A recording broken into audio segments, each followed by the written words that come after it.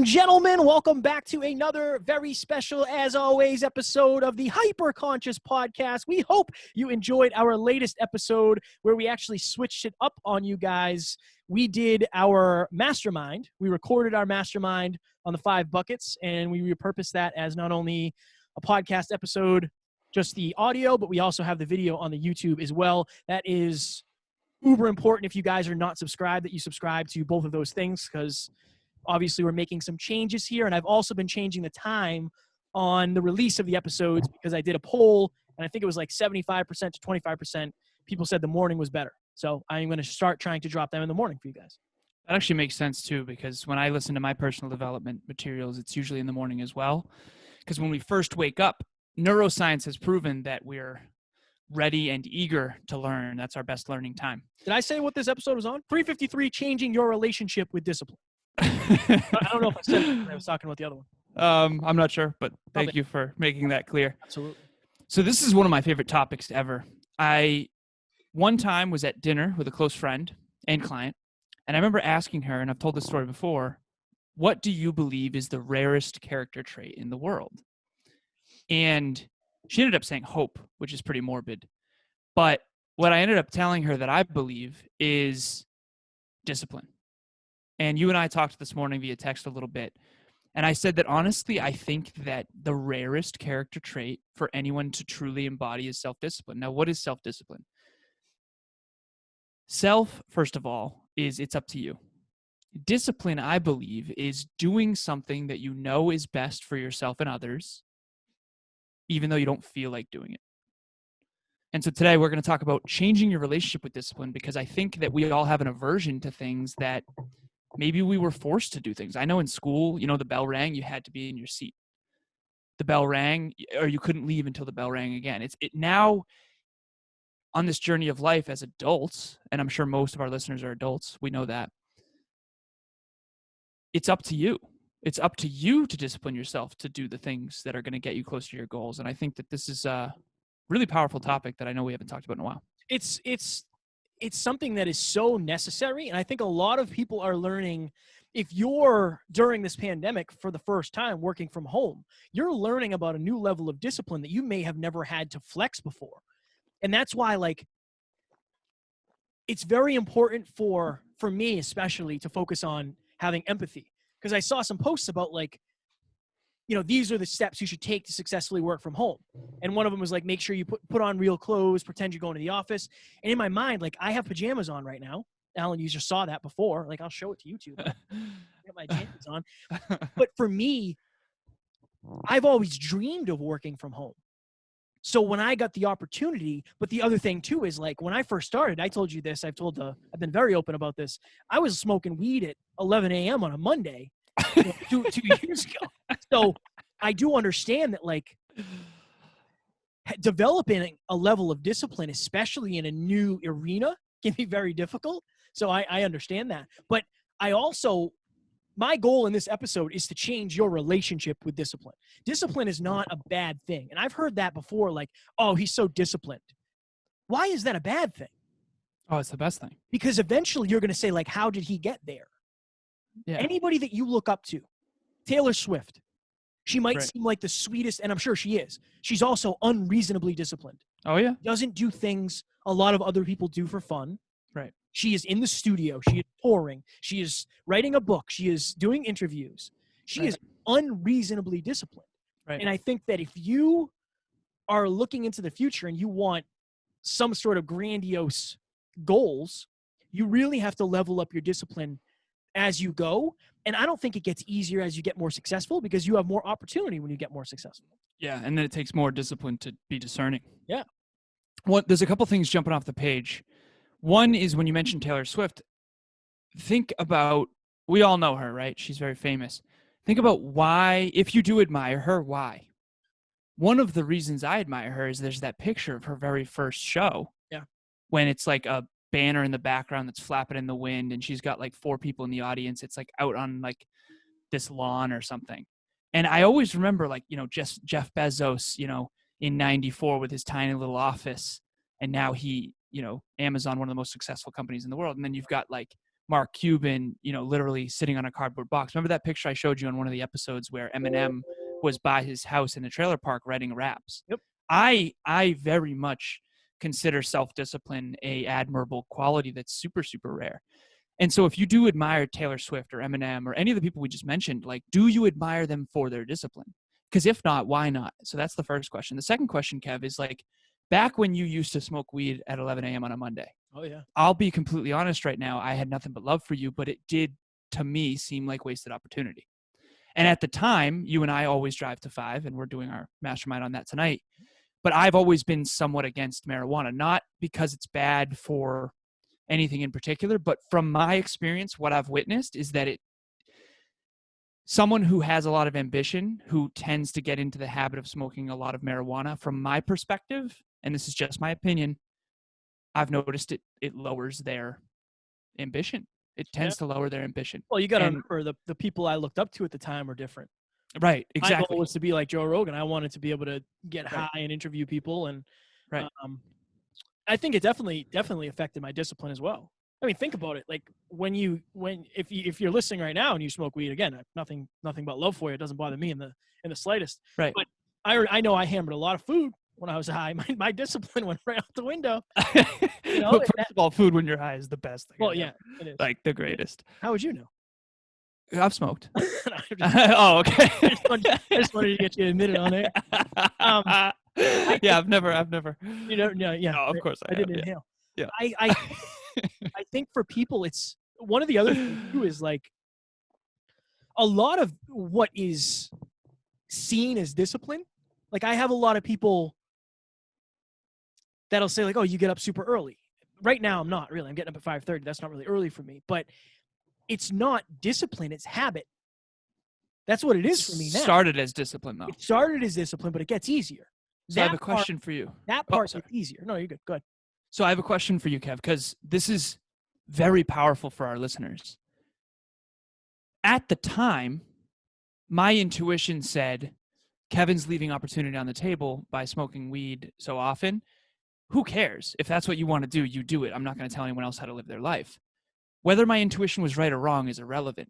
From this new sense of awareness, this new perspective, what would you tell Kevin back then? Probably you're not going to – this is the problem, though. See, this is the problem. Because you can look at a rapper who smokes weed every day. Wiz Khalifa, one of the most successful rappers in the world. He's definitely one of the most listened to on YouTube. Several of his videos have over 1 billion views. He is like the weed dude. Right. So is he leaving it on the table? I don't know. He could be more successful than he is now. I guess. We don't know that, though. Right. So that's why I wanted to use you as the example of like, from this new sense of awareness, what would you tell that Kevin? Because how would you persuade that Kevin to maybe at least see what could be different? I think for me, it was more about my core values than anything else. Honestly, it was more about my core values than leaving anything on the table. What do you mean specifically? I just didn't, I don't know. I wanted to be more professional. I always want to be funny. I always want to be joking. I want to be down to earth and real, but I just didn't. And the other thing too was I didn't really know if I could attract the level of people that I wanted into my life. Right. When I decided that I wanted to have an amazing relationship, I was thinking, okay. And again, nothing against people who smoke weed. It just wasn't. I used to want a girl who would smoke with me, and then I just went away. I don't want that. I want a girl who will talk about this stuff with me, and that's what I have with Taryn, right? Exactly. So I think that it didn't align with my future. Really. Right. And we're going to talk about that in Friday's episode about, deciding in advance what you want. But honestly, man, for me, like I have my board next to me at all times that has the system of success. Every single one of these started off as discipline. Yeah. Then they became a habit. And I think what people do is they try to change too many things at once. So you're relying only on discipline, right? Versus something that's ingrained in you, like being able to do it unconsciously. Right. And I think that you're not going to change your life overnight. You can change one thing today, which will change your life eventually a lot over the long term. Of course. One small shift today can mean a world of difference, which is huge. Everything starts with discipline.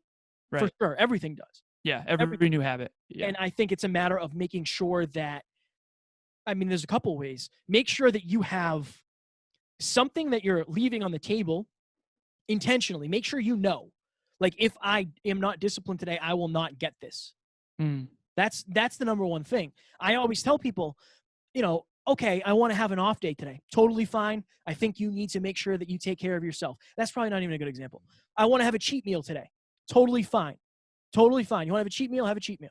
Just know you're setting yourself back however many calories you overeat. That's all. Why do you and I never miss an episode?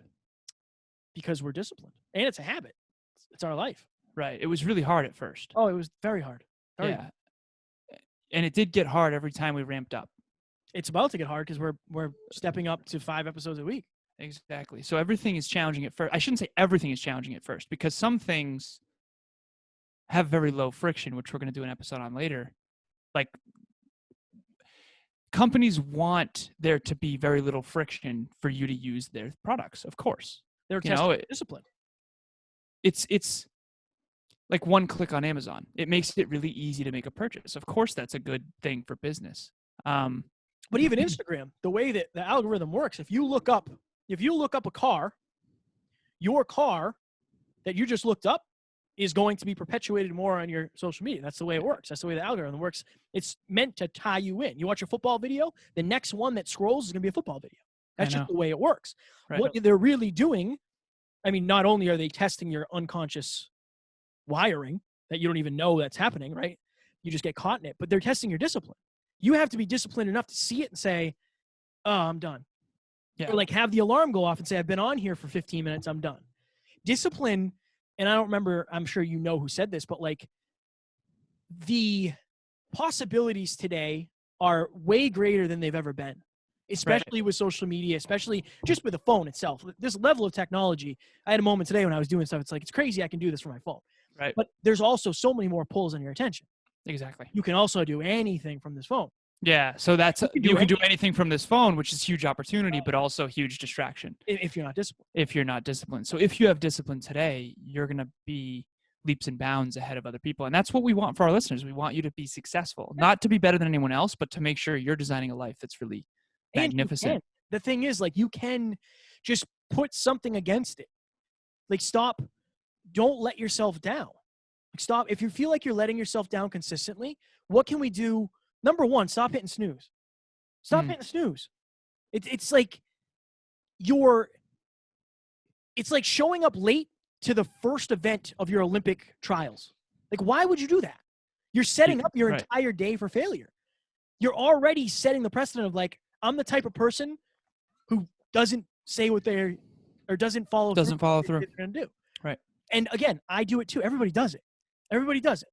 But, it's easy to not hit snooze when you're waking up at 8:30.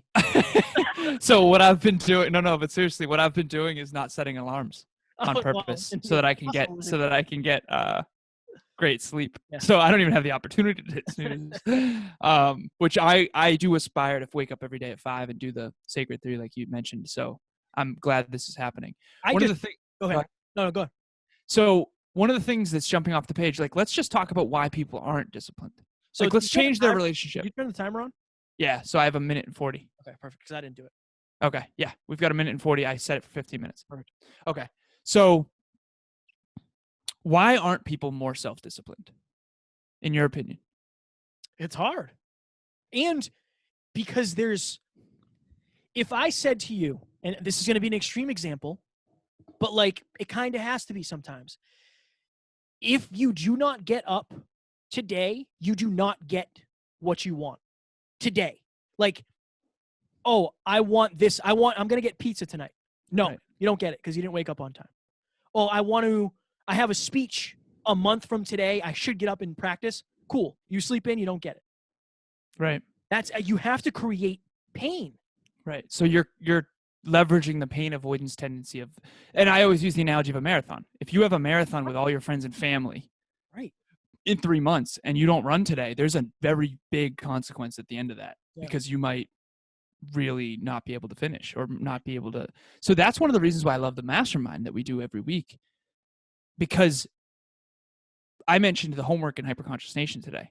The reason I did that is because I want to remind people, like, listen, like, if you didn't do the homework, people are going to know it, and that will get you to do the homework, which will change your life. Right. Dude, you and I have we should be super grateful that we have our life designed this way, because if you and I don't do our habits, we're not going to be able to be on these mics Right. communicating congruently. So we have a lot of pain to not acting. And that's what I always tell. Like, there's a fine line, but I say put yourself in pain. If I don't do this today, I don't get to do this tomorrow. It's just the way it works. Timer went off, just so you know. Okay. For more people, set a goal and understand that you are the bottleneck in most likely. Right. If your goal is to get to the point where you can run a mile in under 10 minutes, and right now you're at 15 minutes, that's going to take a level of discipline to get it done quicker. Right. Every time that you let we always say the machine, if you're letting the machine win, then you're not going to get the machine doesn't care if you run a 10-minute mile. Nope. It probably doesn't even want to run a 10-minute mile. It doesn't want to run at all. When you mention the machine, this will be the last thing that I say because we got to go. But I think this will help our listeners, Kev. Sage brain, monkey brain, robot brain. Okay? The robot brain, the machine you're referring to, is your preconditioning. In other words, if you've always been hitting snooze, that's your habit. Right. If you never hit snooze, that's your habit.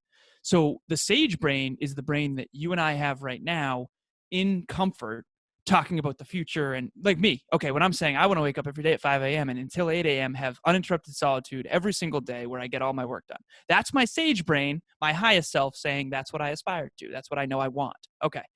Now, the monkey brain is the one that just wants pleasure and distractions and just wants to feel good all the time. That's the ego wanting to feed itself. Then you have the robot brain. How do you take the sage brain's objective of every day I want to wake up at 5 a.m., not hit snooze, have 3 hours of uninterrupted time, and give it to the robot brain? Habit. So discipline at first. I'll never forget this one quote. It's in the book called The One Thing by Gary Keller, one of the most famous business books in the world. He says, life is actually a short race. It's an all-out sprint at the beginning to create a habit, and then it's a marathon. Mm. And that's a fire quote because it gets us to realize, like, listen, I have to work really hard for this next 21 days at this one thing. And then after that, I mean, if I ask Kev right now and then we'll go, how many of what you do on a daily basis 3 years ago, you did none of that? No, I bet you almost all of it. Zero. Other than workout, zero. Right. And so that's 3 years combined into what, 30 seconds right there. And that's the problem. We're not seeing the 3 years of hardship that it took for you to execute at this level. We're not watching Kevin smoking weed at 11 on a Monday. Nothing wrong with that, but we're not seeing that. We're seeing this Kevin right now. Yeah. But this Kevin is predicated on discipline for the last 3 years, pushing against that other lower, less disciplined Kevin. Not lower, but less disciplined. And most people don't want to do it any more than you do. They just probably have a bigger reason. Right. Like, I enjoy getting up, but trust me, it'd be easier to sleep until 9. I enjoy getting up early, but there's a reason I'm doing it. I'm not just doing it because just because I want to get up and see the sunset. That's not why I'm doing it. I don't even see the sunset. The shades are closed. That's not. You also know the downside because you've done it long enough to see the upside. Not even. So now you know the downside of sleeping in at 9. So when you sleep in the moment, man. I stayed up Saturday night, and this will be it before we go. Yep. Saturday night, UFC was on. First time there's been a live sporting event on in months. I stayed up until 3 a.m. And I was like, oh, you jeffed it hard, didn't you? I slept until like 9 the next day. Dude, I had a coaching call at 10. Now, everything got done. Well, not everything. The most important rocks got done. Yeah, right. I didn't do yoga. I don't think I meditated. It's my own fault. And I knew that. Yep. I knew that was going to happen. But that's the thing. You also have to understand, where am I undisciplined? And see, that's one day. Imagine 10 years of that. I know. That's the thing. That's what people don't get. But that's the main takeaway. 10-second blip. 10-second blip. If you can change your relationship with discipline, you will change your relationship with success. Oh, that's fire, man. That's fire. So mine is going to be, if you could collapse the space-time continuum and look at what your decade will look like based on your current habits, you would immediately be more disciplined. This was a fun one. It was. We love this topic, man. Yeah, it's very clear. We're being hard on you guys, but at the same time, like, I needed to hear this 3 years ago when I was smoking weed on a Monday. Right. At 11 a.m., I was like, I'm going to call it a day. I'm going to call it a day. I got some work done here from 7 to 9. But again, we all start somewhere. I don't expect you to have I just love that. The most world-class morning routine. It's going to take failures. But in discipline, too, is how many times can you keep showing up? So that's the other thing. So if you want more discipline, unapologetic plug here, one of the reasons I've noticed people aren't disciplined is because their environment is not set up for success. We did an episode on that. And not just their environment, but their associations. So Kevin and I created a mastermind because we want you to feel like you belong to a community of people that care deeply about their own success and your success. And if you want to be around people who want to see you win and want to support you, not by holding your hand and all that, I mean, sometimes that, but also by keeping you accountable to what you say you want to do and setting a standard that's really above your current standard.